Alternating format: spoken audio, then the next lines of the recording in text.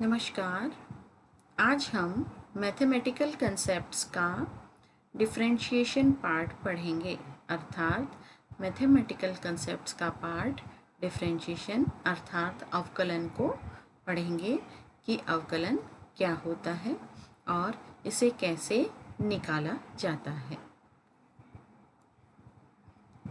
Differentiation is all about measuring change. अवकलन change अर्थात परिवर्तन को मापने का तरीका है। Measuring change in a linear function, और यदि कोई फंक्शन लीनियर हो या रैखिक फलन हो तो उसके चेंज को अर्थात उसके परिवर्तन को हम किस प्रकार से नापेंगे। उसके परिवर्तन को हम इस प्रकार से नापेंगे। मान लीजिए यह रैखिक चेंज, रैखिक परिवर्तन, रैखिक फलन एक समीकरण द्वारा प्रदर्शित किया जाता है जो कि है y = a + bx, जहाँ y अक्ष में वेरिएबल अर्थात चरांक है तथा x अक्ष की दिशा में चर है। a इंटरसेप्ट है अर्थात उस सरल रेखा का इंटरसेप्ट अंतःखंड है तथा b उस सरल रेखा का स्लोप है अर्थात ढाल है। तो स्लोप b की वैल्यू हम किस प्रकार से निकालते हैं। स्लोप b की वैल्यू हम चेंज इन y में परिवर्तन divided by change in x में परिवर्तन अर्थात y में परिवर्तन delta y upon delta x के मान में परिवर्तन is equal to slope b slope के यह बराबर होती है और यह कहलाती है स्ट्रेट लाइन इक्वेशन, सरल रेखा की समीकरण। तो सरल रेखा की समीकरण यदि y = a + bx है, जहाँ y अक्ष में चर है तथा x अक्ष की दिशा में चर है, तो इस समीकरण का अंतःखंड a के बराबर होता है तथा स्लोप अर्थात ढाल b के बराबर होता है। और इस ढाल का मान हम निम्न प्रकार से निकालते हैं। y अक्ष में परिवर्तन अर्थात डेल्टा y और डिवाइडेड बाई x अक्ष में परिवर्तन दैट इज डेल्टा x। तो y अक्ष में परिवर्तन किन्हीं दो बिंदुओं के मध्य y के मान अर्थात y2 - y1 डिवाइडेड बाय किन्हीं दो बिंदुओं के मध्य x के मान दैट इज x2 - x1। तो इस प्रकार से हम इसके ढाल का मान, सरल रेखा के ढाल का मान या लीनियर फंक्शन अर्थात रैखिक फलन के ढाल का मान ज्ञात करते हैं। मान लीजिए फंक्शन नॉन लीनियर हो अर्थात अरैखिक हो। For example y = x²। यह एक अरैखिक फलन है, नॉन लीनियर फंक्शन है। तो नॉन लीनियर फंक्शन के लिए हम क्या करते हैं, नॉन लीनियर फंक्शन के लिए हमें विभिन्न ढाल के मान प्राप्त होते हैं, यानी ढाल के मान भिन्न भिन्न प्राप्त होते हैं। देखिए यहाँ ये दो बिंदु हैं जो कि x अक्ष की दिशा में 2 पर और x अक्ष की दिशा में y पर ये दो बिंदु काट रहे हैं। तो 2, 4 स्थिति जो है यानी x = 2 और x = 4 पर अगर हम यदि इस रेखा के स्लोप का मान, ढाल का मान निकालें तो वो क्या हो जाएगा, वह ये हो जाएगा कि 2, 4 से 4, 16 अर्थात 4 और यह 16। ठीक है, तो यह 2, 4 अर्थात 2 और 4 और यहाँ 4, 16 अर्थात y की वैल्यू यहाँ 4 है और यहाँ इस सेकेंड पॉइंट पर y की वैल्यू है 16। तो 2, 4 तो है x अक्ष की दिशा में दो बिंदुओं की x के मान तथा 4, 16 है y अक्ष दिशा में इन दो बिंदुओं के y के मान, y अक्ष के मान। तो यदि हम इस दिशा में ज्ञात करते हैं तो delta y upon delta x अर्थात y2 - y1 upon x2 - x1। तो y2 है 16 और y1 है 4, तो 16 - 4 और x2 - x1, x2 है 4 और x1 है 2, तो 4 - 2 and it is equal to 6। तो यह तो हो गया इस लाइन का ढाल। इसी तरह से दूसरी लाइन का स्लोप यदि हमें ज्ञात करना हो अर्थात 2 एंड 2 to 4, x की वैल्यू क्या हो 2 to 4 हो और y की वैल्यू हो 6 to 36। 6 यानी यहाँ ये वाली बिंदु अर्थात ये 2 वाला और 36 यानी ये वाला बिंदु। तो 6 से 36 यानी इन दो बिंदुओं के मध्य का सरल रेखा के स्लोप का मान निकालना हो तो यहाँ y2 की वैल्यू है 36 और y1 की वैल्यू है 6। तो 36 माइनस 6 डिवाइडेड बाय x1 की वैल्यू है यहाँ 6 और x2 की वैल्यू है यहाँ 6 माइनस x1 की वैल्यू है 2। तो 6 माइनस 2, तो इसकी वैल्यू हम 8 निकाल लेते हैं। अर्थात यदि नॉन लीनियर फंक्शन होता है तो उसकी भिन्न भिन्न सरल रेखाओं के मान भिन्न के ढाल के मान हमें भिन्न भिन्न प्राप्त होते हैं। The slope of a curve is equal to the slope of the line और टेंजेंट। और किसी भी कर्व का स्लोप है, किसी भी वक्र का जो स्लोप है, ढाल है या टेंजेंट है, वो उस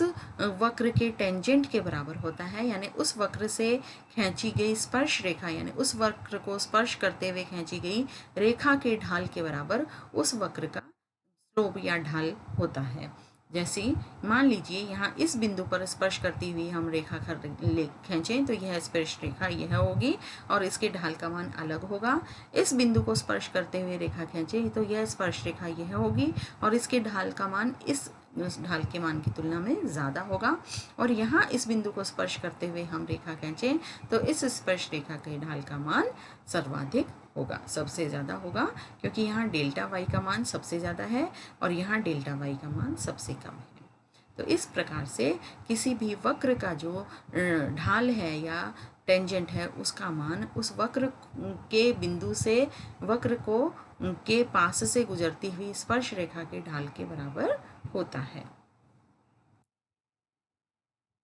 अतः हम कह सकते हैं कि डेरिवेटिव यानी अवकलज, किसी भी फलन का जो अवकलज है उसको हम इस प्रकार से लिखते हैं कि ग्राफ के किसी भी फलन यानी किसी भी ग्राफ के स्लोप का जो फलन है यानी ग्राफ के ढाल का फलन है वह किसके बराबर होगा, F dash X is equal to D Y upon D X, यानी चेंज इन वाई, वाई में परिवर्तन divided by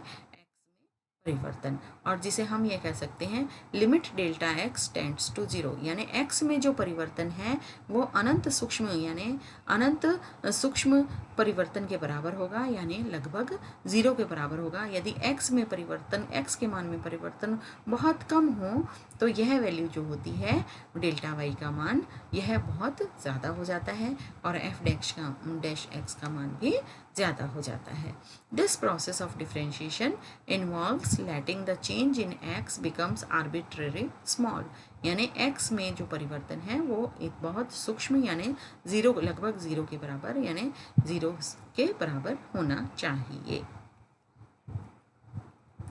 The slope of the non-linear function y is equal to x square is equal to 2x, यानी non linear function जो y है इसके slope का मान जो है it is equal to X square, यानी यह 2x के बराबर होता है।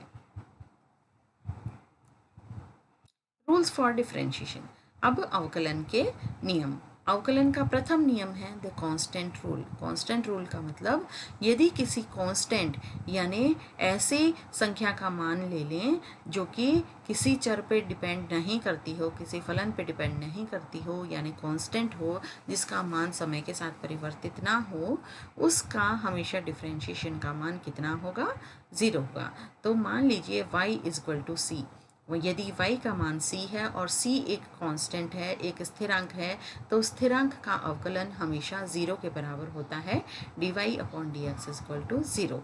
That is for example y का मान यदि 10 है तो y का मान 10 है तो x y में x शामिल नहीं है और y की वैल्यू का चेंज x के साथ यानी y का x के साथ परिवर्तन कितना होगा, क्योंकि यहाँ x है ही नहीं, x चर नहीं है, अतः यह कांस्टेंट हुआ। 10 एक कांस्टेंट राशि है और इस कांस्टेंट राशि का जो परिवर्तन है यह परिवर्तन का मान कितना होगा, शून्य के बराबर होगा।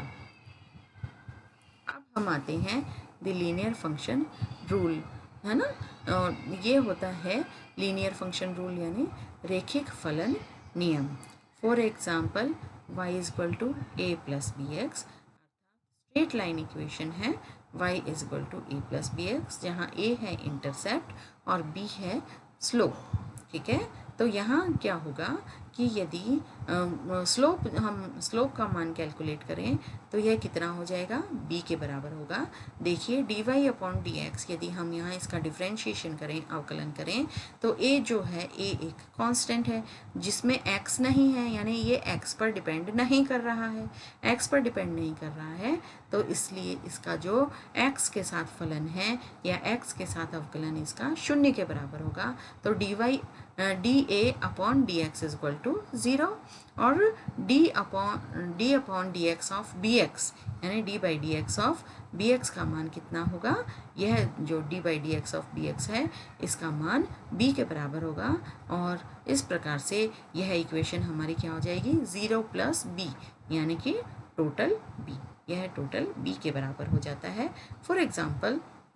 y is equal to 10 plus 6x value हो तो इसके डिफ्रेंशिएशन का मान हो जाता है dy upon D x is equal to, चूँकि यहाँ 10 में x शामिल नहीं है, x नहीं है, अतः 10 का d upon D x of 10, यानी d मतलब 10 का x के 10 का x के साथ अवकलन जो होगा वो 0 के बराबर होगा, क्योंकि यह एक कांस्टेंट फंक्शन है। और 6x इसका डिफ्रेंशिएशन क्या होगा, d of 6x divided by D x, है ना, d of 6x divided by D x. तो x का डिफ्रेंशिएशन हमेशा 1 के बराबर होता है और 6 का डिफ्रेंशिएशन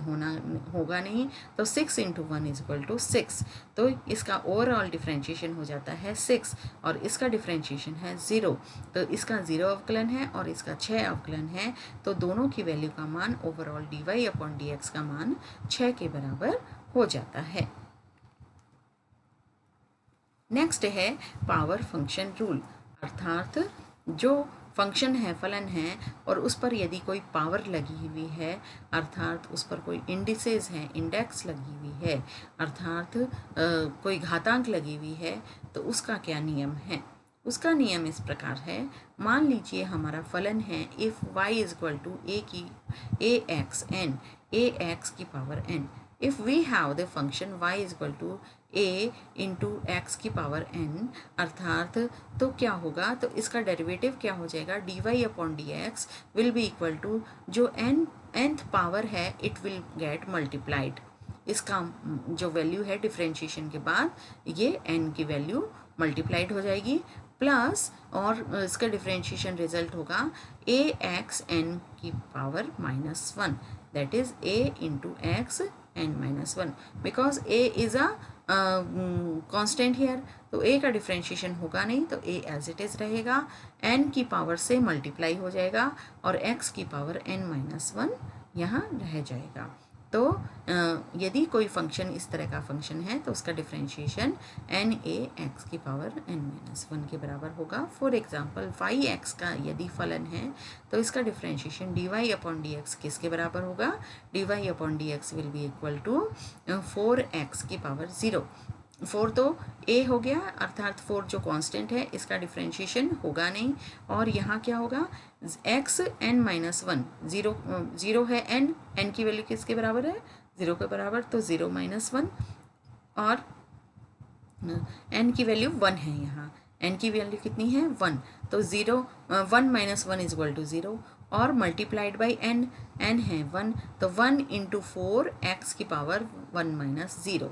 है ना, 1 माइनस 1, तो ये हो जाएगा 4x की पावर 0 इज इक्वल टू 4। इसी प्रकार से यदि 4x स्क्वायर है तो इसके डिफ्रेंशिएशन का मान क्या हो जाएगा 2, है ना, n कितना हो जाएगा 2 इंटू 4 एक्स n माइनस 1, यानी 2 माइनस 1, यानी 2 माइनस 1 की वैल्यू हो जाएगी 1, तो this will be equal to dy upon D x is equal to 8x। इसी तरह से x की पावर -2 हो तो -2 से मल्टीप्लाई हो जाएगा, और -2 से मल्टीप्लाई होने से ये -8 हो जाएगा, -2 इंटू 4 ये -8 हो जाएगा, और x की वैल्यू -2 माइनस 1 अर्थात -3 के बराबर हो जाती है। अब आते हैं हम नेक्स्ट रूल पे, द सम डिफरेंस रूल, अर्थात जोड़ और घटाने का नियम। यदि किन्हीं कोई दो फंक्शन आपस में यदि जुड़ रहे हैं अथवा घट रहे हैं तो इनका डिफ्रेंशिएशन किस प्रकार से होगा, इनका डिफ्रेंशिएशन होगा dy अपॉन डी एक्स, अर्थात y में x के साथ परिवर्तन की दर d by D x of f x का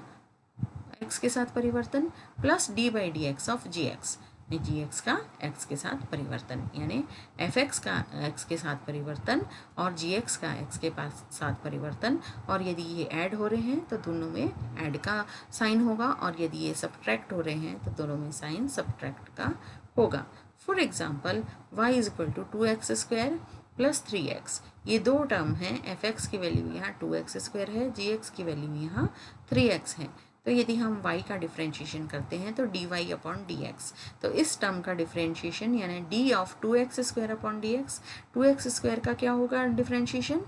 तो 2 से यहाँ मल्टीप्लाई हो जाएगा, क्योंकि यहाँ n पावर कितनी है, n की वैल्यू 2 है, तो 2 इंटू 2 4, और x n-1 यानी 2 - 1, n-2 - 1 will be equal to 1, तो 4 इंटू एक्स की पावर 1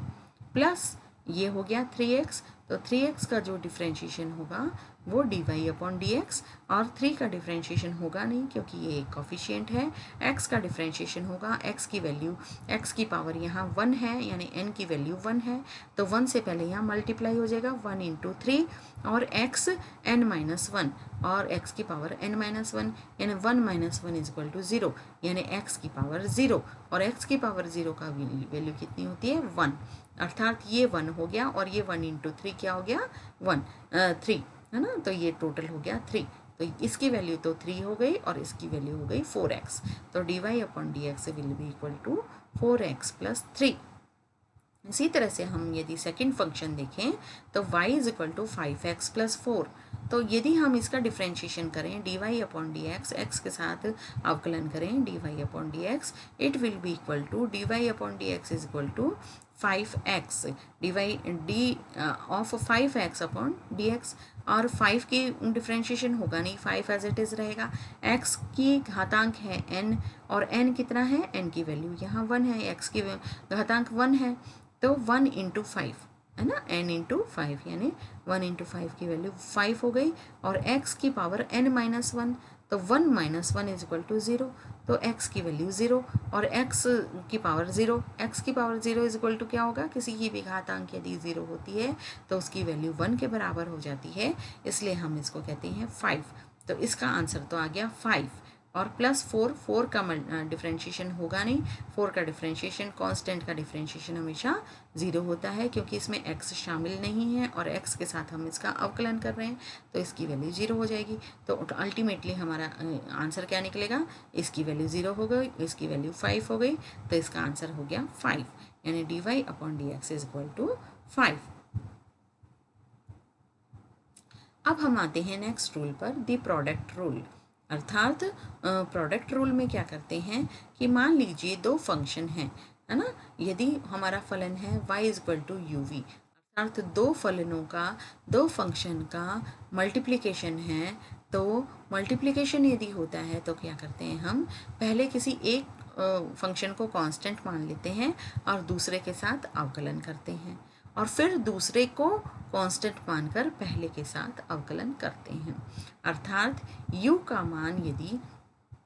हम क्या करेंगे dy अपॉन डी एक्स, है ना, x के साथ इसका डिफ्रेंशिएशन यदि हम करेंगे dy अपॉन डी एक्स, तो पहले u को कांस्टेंट मान लेंगे और v के साथ डिफ्रेंशिएशन करेंगे, तो u को पहले लिख देंगे u and dv upon D x, फिर v को कांस्टेंट मान लेंगे और u के साथ डिफ्रेंशिएशन कर देंगे और ऐड कर देंगे, तो plus v into D U upon D X, अर्थात पहले एक को कांस्टेंट मान लिया, फर्स्ट को हमने कांस्टेंट मान लिया और सेकंड का डिफ्रेंशिएशन कर दिया, फिर सेकंड फैक्टर को कांस्टेंट मान लिया और फर्स्ट फैक्टर के साथ डिफ्रेंशिएशन कर दिया और दोनों को ऐड कर दिया। इस प्रकार से यह प्रोडक्ट रूल है डिफ्रेंशिएशन का। तो हमने यह देखा कि डिफ्रेंशिएशन को किन किन प्रकारों से हम काम में ले सकते हैं, या डिफ्रेंशिएशन के अलग अलग क्या क्या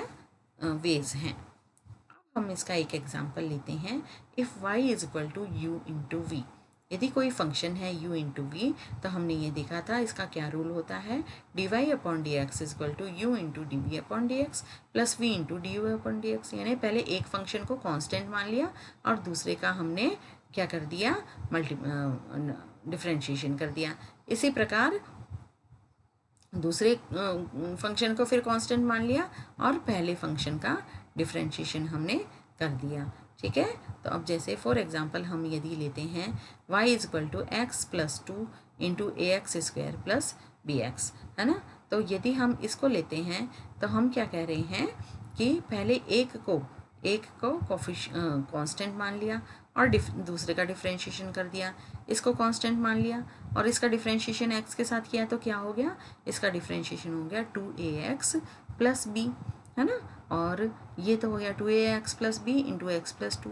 प्लस फिर इसको कांस्टेंट मान लिया और x प्लस टू के साथ डिफ्रेंशिएशन कर दिया और x प्लस टू के साथ डिफ्रेंशिएशन किया तो इसकी क्या वैल्यू आ गई, x आ गई, है ना। तो x इंटू ए x square plus B x, तो इसका रिजल्ट यह आ गया।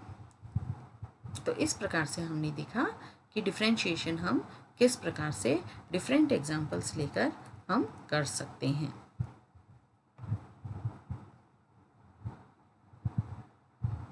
आज का टॉपिक हम यहीं समाप्त करते हैं। धन्यवाद।